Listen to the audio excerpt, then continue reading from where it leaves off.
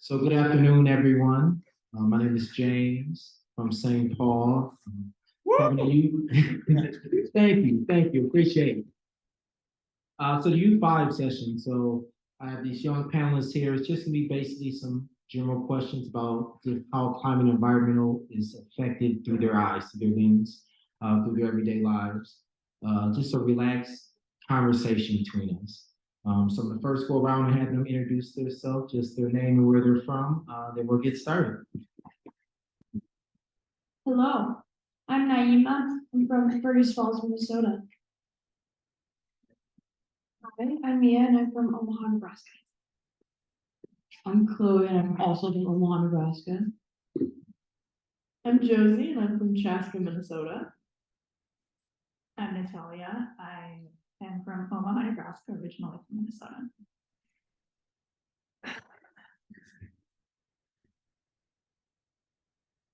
Thank you, appreciate it. So first question, in your everyday lives, with interactions that you have with your classmates, with your friends, people in your community, how big is it that climate affects the youth when you have conversations? Do people think that climate is important to the youth? Do they look at it as a future agenda, but not actually affecting your present as well as your future? How seriously do they take it? Naima? Well, the school and community I live in is pretty conservative, so that does not really get talked a lot about environmental issues. And when it does, usually it's more dampening the topic than like really actually talking about it. So I would not really have a lot of experience with that other than this summer I spent a month in Yellowstone, and while I was there, we talked a lot about a whole lot of things. And yeah, I would definitely talk about like how it affects people and could affect future people.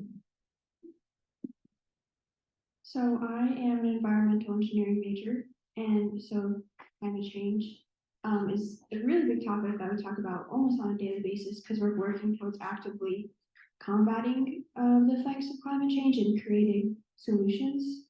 So I would say for me, at least in my classes and the environment that I'm in, because of my major, it is something that we talk about on a daily basis. Obviously, it can vary from friend group to friend group about what your main topics of conversation are, but I think it is something that's really important to a lot of Gen Z, and it's something that affects their daily lives.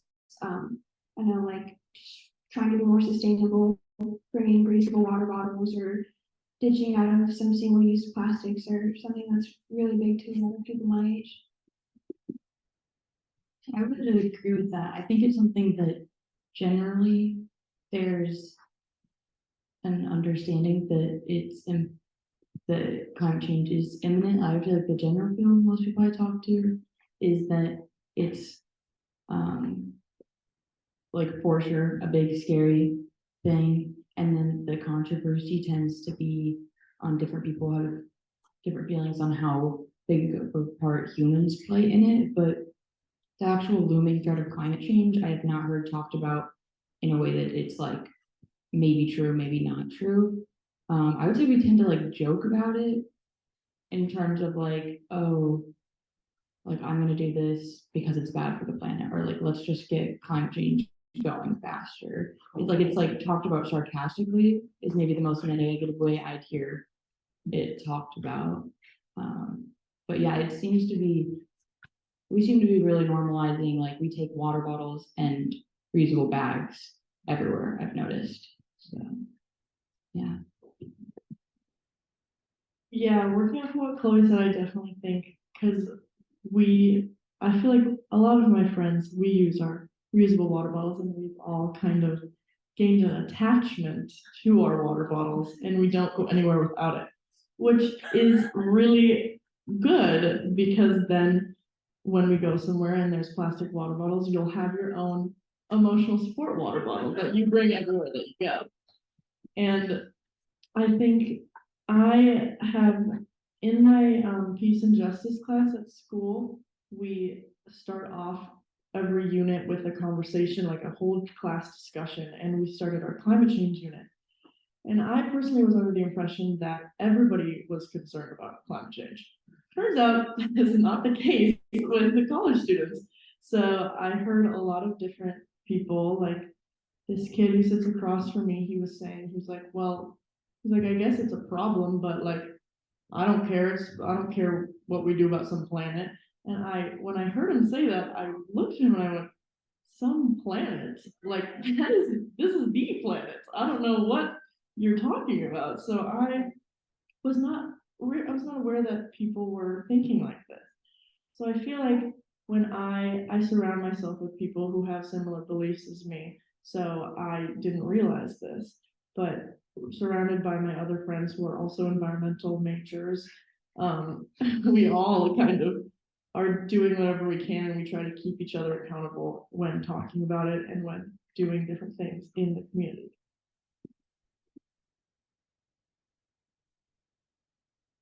Hello again. So I think, like everybody said, it kind of depends on who you hang out with. And I think that's true for the general population as well.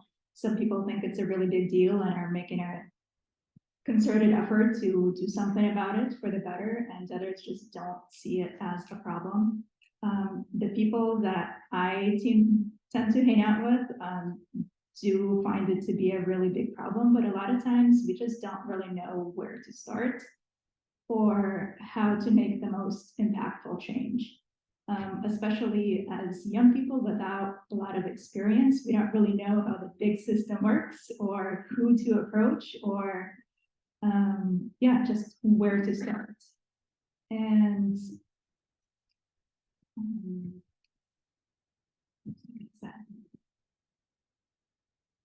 I'll leave it at that for now. I'll come back to the rest.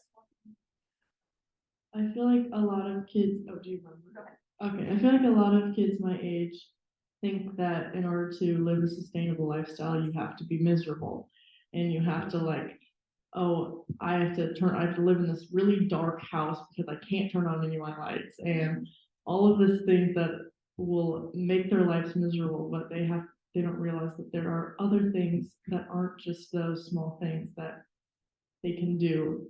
And we need to do what we can to educate them to realize the things that they can do that aren't going to ruin their life, even though they're ruining their life by not doing them.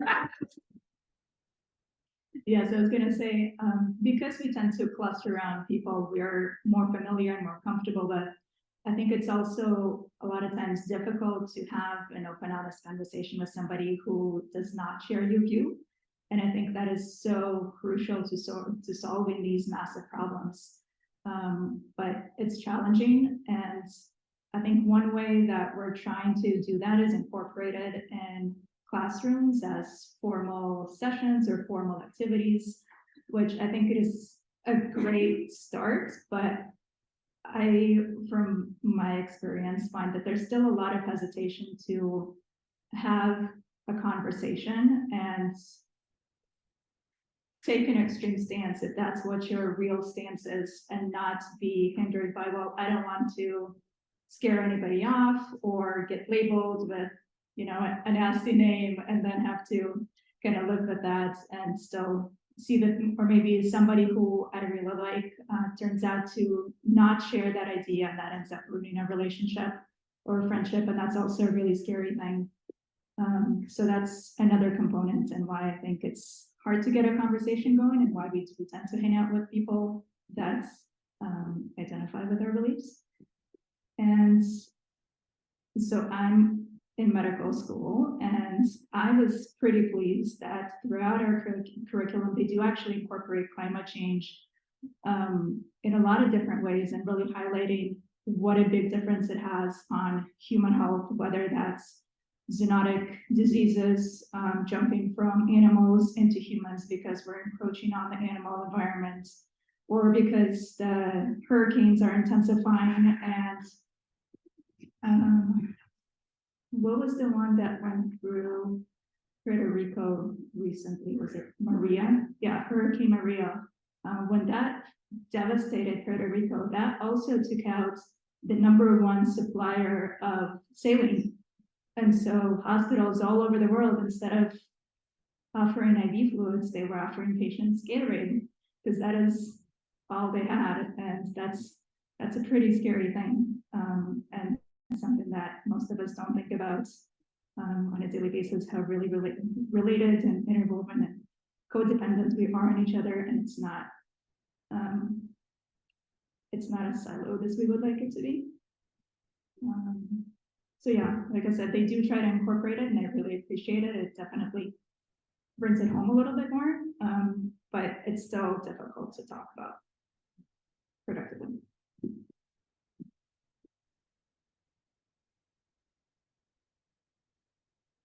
No, thank you. I appreciate that. I find it's amazing that you're all from different places and the conversations are different. I have conversations in my everyday life about climate change, climate environment, and depending on who I speak to and what I speak about, the opinion or conversation can change, which is a good thing, I say, good thing.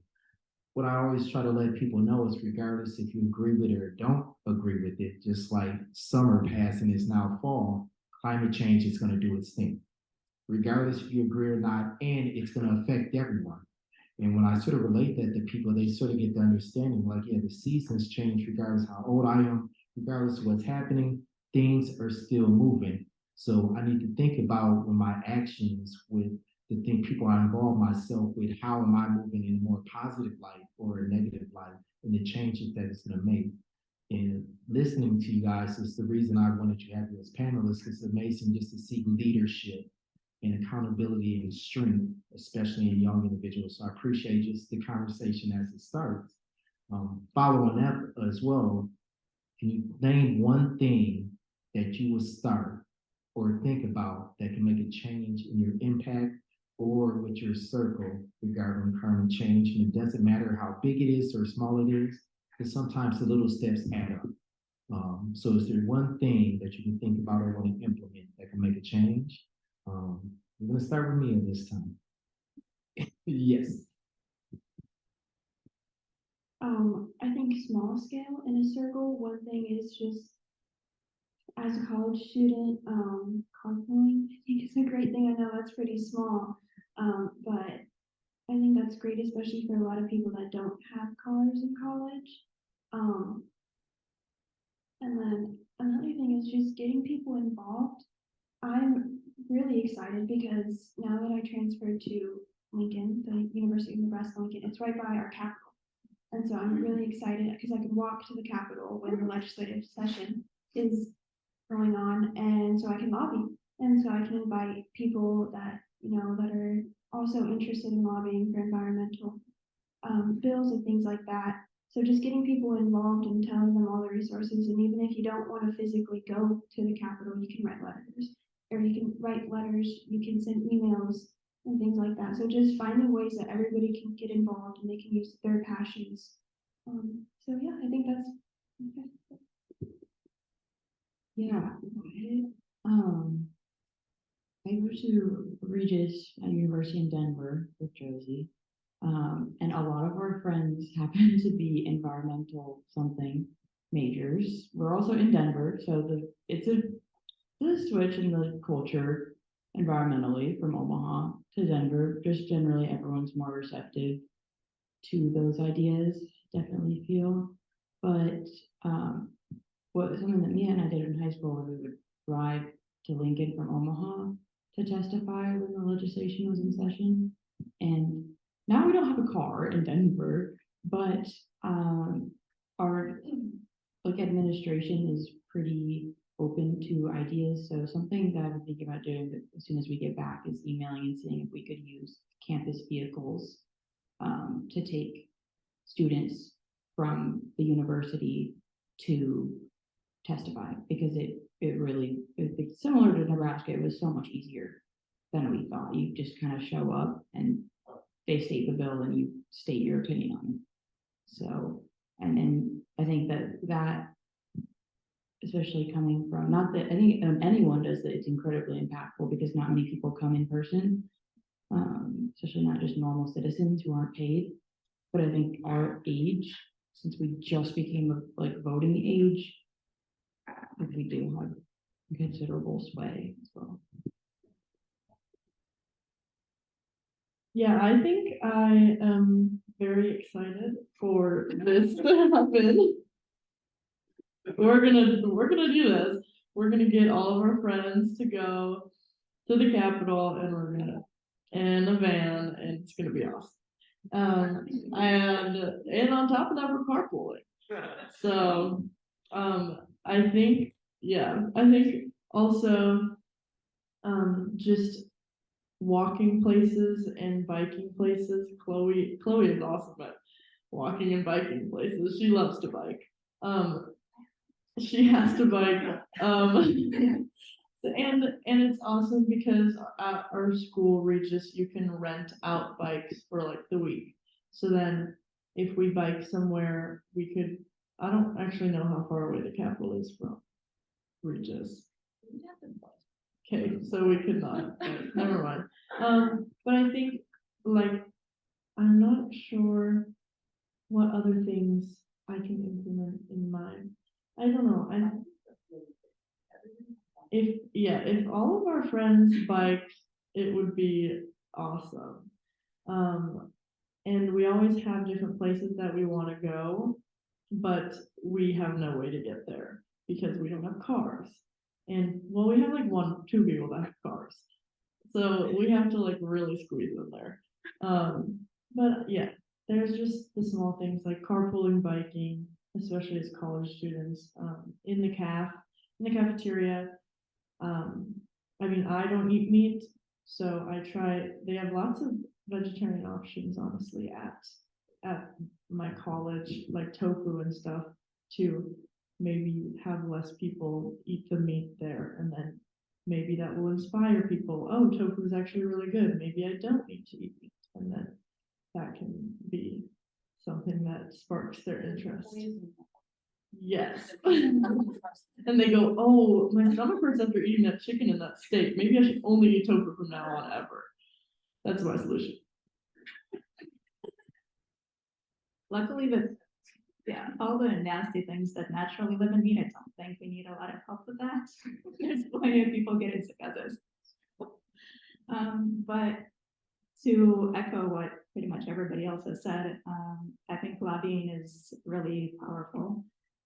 So that's also what I'm most interested in, reaching out to the state senators, representatives, as well as more locally for things like, at least in Omaha, where I'm at, bike lanes are essentially non-existent. So if you wanted to bike, you risk your life every time. You risk your life crossing the streets, honestly. So I try really hard not to walk just because I get killed almost every time, and it is absolutely terrifying. So starting even more local than the state is one place to start. I also think lobbying, when you're talking to people you've never met before and people who probably won't remember you, you can be a lot more opinionated. And I think that's a little bit freeing as well when you're not talking to friends where you're concerned about losing a friendship if you say the wrong thing.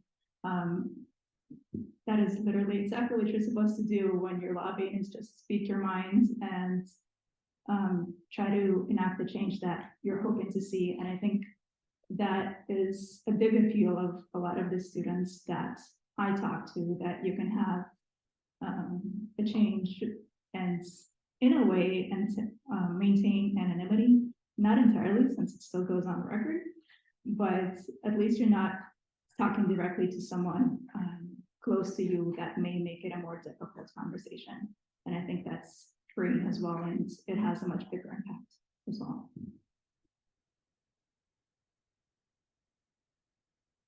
And I would almost say the opposite of what you're saying, not because you're wrong, but just because of where I am. I'm still in high school, and I know I could lobby, but I don't have any of those skills yet.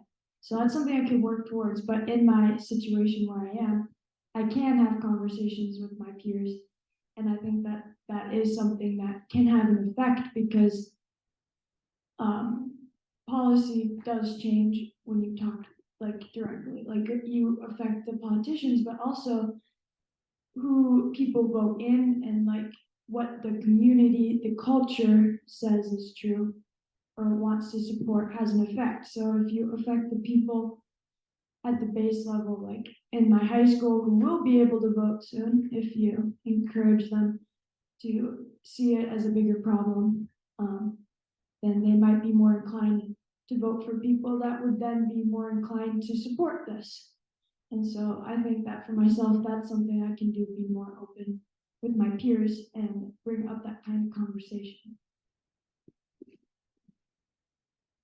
Truly fascinating. The reason why I say that, just us being in this space together at the moment, and you're not at your usual environment, driving around, hanging around with friends, whatever you do, you're already making a climate action. You're already doing something different, even if you didn't really notice it.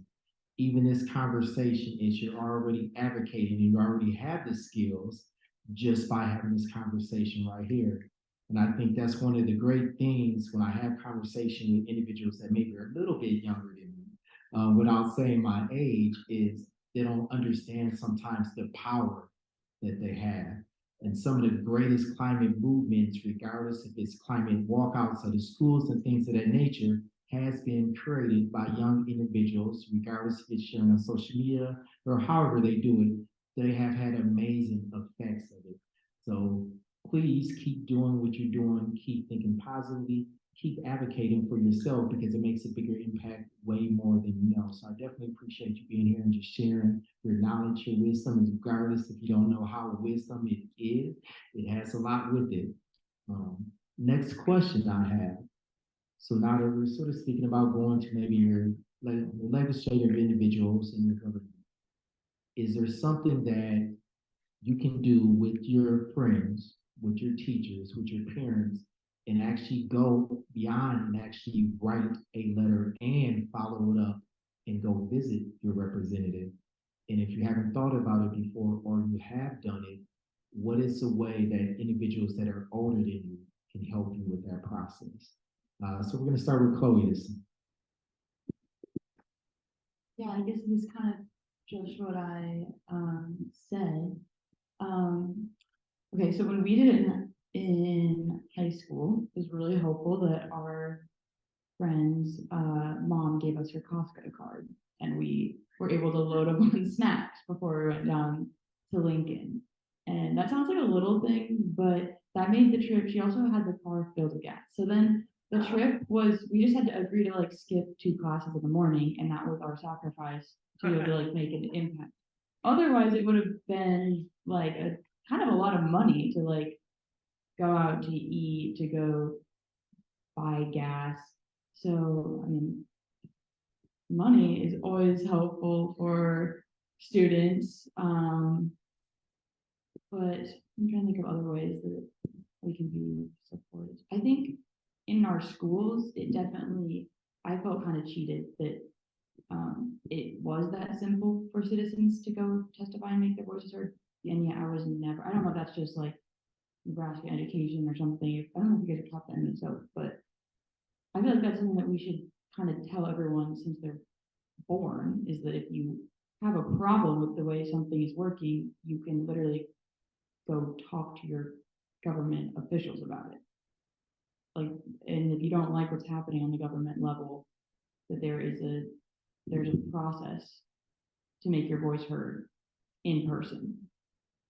And that process was like, we had to go figure that out for ourselves as it happened and just ask people who were there, where do we go? And so I think, and there's a lot of people who don't ever even get to that point of having, like we had CCL kind of point us in the right direction, but a lot of people wouldn't even get to that point who I think would really be willing to speak and do have really important insight to these issues. Yeah, see, I had no idea that lobbying was so simple, and I didn't really know that until Chloe told me. Until she was like, yeah, I just went there. So I don't know. I feel like some way that my community can be supported is just like talking to my professors. I feel like in the field of study that I'm going into, a lot of my professors would be completely on board for helping me. It helped me if I were to be writing a letter, like my writing teacher could help me format it, or my peace and justice teacher could help me phrase it in a way that would be best for the system to understand. And my environmental science teacher, professor, to really help if it's about climate, to go and use find scientific things to back it up. It's would be a big team effort that I think would be, the outcome would be a very good letter, I think, because I would have lots of people helping me, lots of experts in their field. And yeah, I think that could be a big help. Thank you. So along those lines, I think I'll start by thanking everybody who organized the youth advocacy training earlier today. I found that super helpful, and actually seeing that there is a process, and maybe not a right or the best way to do it, but it's a way that's worked in the past and has been very successful. And that's a great starting point. And that's something I didn't have before today. And I've tried going to the state capitol as well and advocating. And I think that's one of the daunting things when you first do it, is just not knowing the process, not knowing who to talk to. I found out just today that apparently talking to the staffers can be more impactful than talking to the legislators directly. So just little pieces of advice like that from some of the more seasoned folk is much appreciated, as well as just having a step-by-step instruction guide of how to do it efficiently and have the greatest impact. And having something similar to that for letter writing would be really incredible too. I know when the US had that frantic pullout from Afghanistan, that was another topic that was really near and dear to my heart. And that's something that I did write to our legislature as well. But that was another thing that I felt really passionate about, but I didn't really know how to go about it. How do you do it? Maybe not the right way, but the most efficient way. Do you need to make it extra personal, or do you need to keep it short and sweet because we know they don't have a lot of time? And do you need to include action points, or just stick to, again, a more personal story, or talk about how you personally are invested, or how you're willing to contribute to a solution? And just having some guidance on best practices would also be really helpful. And I feel like there was a second, or maybe even a three separate parts to your question. I don't remember the other ones. Okay. I'm going to do them. Actually have an answer to like one part of that. A lot of that I'm also wondering about how to make requests most effective and what's most appropriate, like letters versus testifying versus lobbying. But I have been told from multiple people, I think last time we were in DC, that we have specifically behind policies that we are pushing, and they know we're pushing them, and we will address that. That's like written into our structure of those meetings. But what they can't get in an email is a personal story. I've heard that also a lot with, like, we're studying like immigration reform in my class, and that's those like first person stories have been most effective compared to just statistics and I think personalizing climate change is a huge thing, because it's kind of intangible right now for us, I guess. Just to piggyback on what everybody else has said, is the guidance. So when we lobbied at the Capitol, we followed the Nebraska Sierra Club's. They put out bills that they are looking after for each legislative session. And so we followed up with those, and we did our research, but then we also talked to people from CCL, which gave us more insight and helped us with all the technical jargon. So I guess just getting help with understanding everything, because sometimes it can be a bit confusing. So for the people that have better understanding, that was very helpful for us. And then also just the connections that people have to different politicians. There were times where we were talking about politicians and we found that if you do have a personal connection, sometimes it's good to bring that up when you're writing letters or when you're contacting them, because it's that interpersonal relationship. So just getting to know your politicians, and if you do have that connection, to maybe tell people about that too. Yeah, we had some of the students in our group do some deep diving on Facebook to see if we had any connections. Yeah, so that's what I would say, is just the guidance and then just helping build that connection. Along those lines with the guidance, things like, do you have to be their constituents to be able to reach out to that representative? And is your voice less powerful if you're not their constituents? Things that probably seem really intuitive to you guys who have been in the sphere for a while are totally wild cards for us. And there was, shoot, I keep forgetting, there was another one, but I'll come back to it.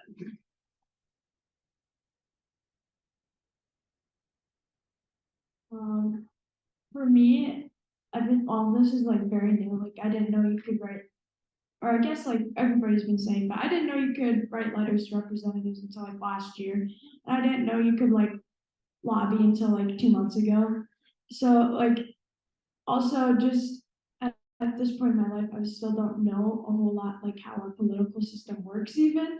So if I want to be able to move forward and do any of this stuff, I need probably for myself a willingness to like look into it, but also people that actually know how it works to explain things to me and like give me guidance. And also I can't drive yet. I'm 16, but I'm just too busy to get a license. So if I were to do anything, I would need resources because I don't have them.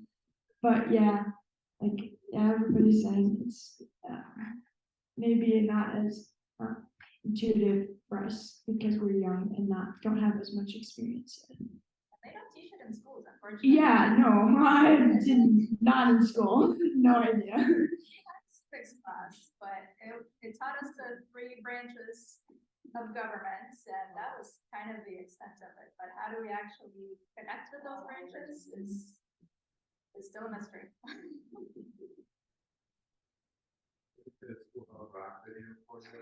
Yes.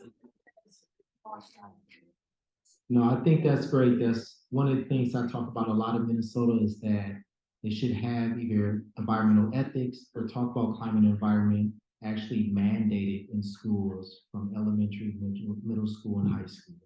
I think that would change a lot as if you guys are just now getting started and saying, which way do I go, which direction, and looking for that insight as to which way to go. But I think if you actually teach it and have it mandated in the schools earlier, then as you guys are now going through school, you're able, with your own terminology, with your own style, with your own pizzazz and your personal identity, be able to now advocate that way, which makes the biggest impact. Just like when you're speaking to your representative, it's best to be yourself. I started the same way, not really knowing, and sort of grew in my education piece of it and knowing and knowledge, but stayed true to myself, the way I speak to the individuals, the way I try to relay my personal life experiences with it. So I definitely feel the same way that you guys, so this should be in school a lot earlier. We have a few minutes left, so we're gonna open up any questions for our audience that have towards you. Our mic does not extend past the line. So come up. Who's first? Janet, you can go first.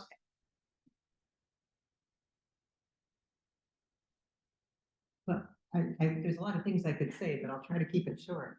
I live in Northfield, Minnesota, and if I walk one direction up the street, I end up in 10 minutes, I'm at St. Olaf, and I walk 15 minutes the other direction, I'm at Carleton. And then also our high school has an environmental club. And And so, you've told us, so you've answered a lot of my questions, but I've been thinking, and actually, we make connections sometimes, but then, you know, people, they graduate, and then we just have to start out, no, anyway, I'm thinking, how do we make this a regular thing that we reach out? But that's mine to deal with later, but I'm thinking, you kind of said this, but I've been thinking, what do you wish that somebody from the community would come to you and say, you know, what if we're going to be tabling at St. Olaf soon and talking to people there a little more. The colleges especially, they have their environmental clubs and so on. So I know they have things they're working on, but what do you wish people, somebody like me, somebody from CCL would come and do? Okay, I have an immediate answer. If anybody else just grab the mic. I mean, what they did for us was exactly what I, like, looking back, would have wanted. I don't remember who reached out first, but explaining some of the bills and some of even like the websites looking at the bills was the first time that I've seen it put into a very tangible, like the climate change fear and like all the feelings and facts and information surrounding that put into a really, really tangible, specific action of drive to the Capitol and say you're against this bill. Like it turned into something that was an action step. So I think groups, if they're tabling and saying, listen, we're taking a bus, or can we, a lot of colleges don't parse, like, do you want to come on our bus, or have you heard about this bill? And then from there, I would think a lot of students can either spread the word about a bill, but a lot of times they need a specific action to get behind, and then they'll get behind it full force.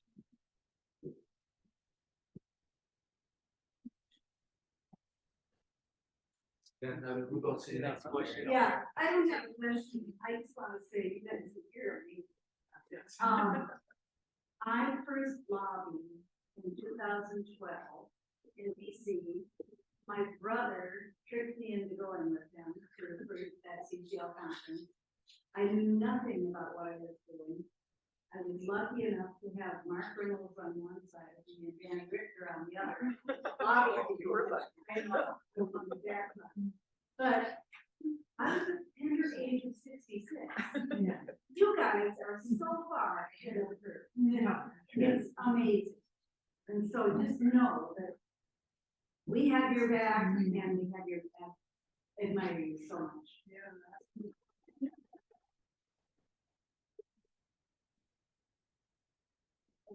Okay, this was amazing and terrific.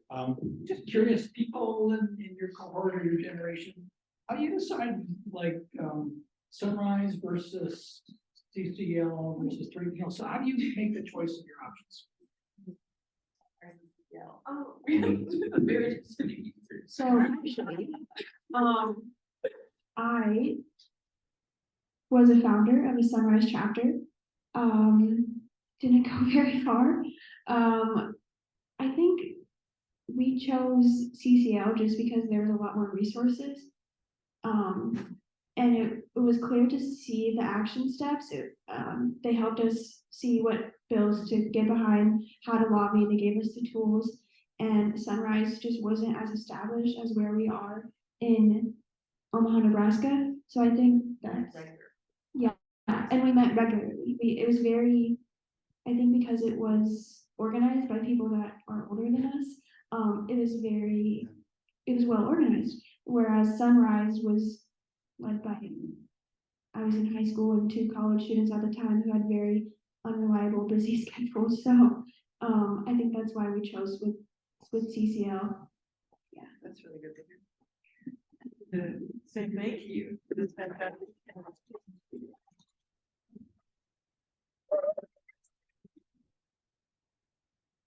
As you hear from the audience, amazing, phenomenal job. I appreciate you guys being vulnerable, sharing your opinions, advocating.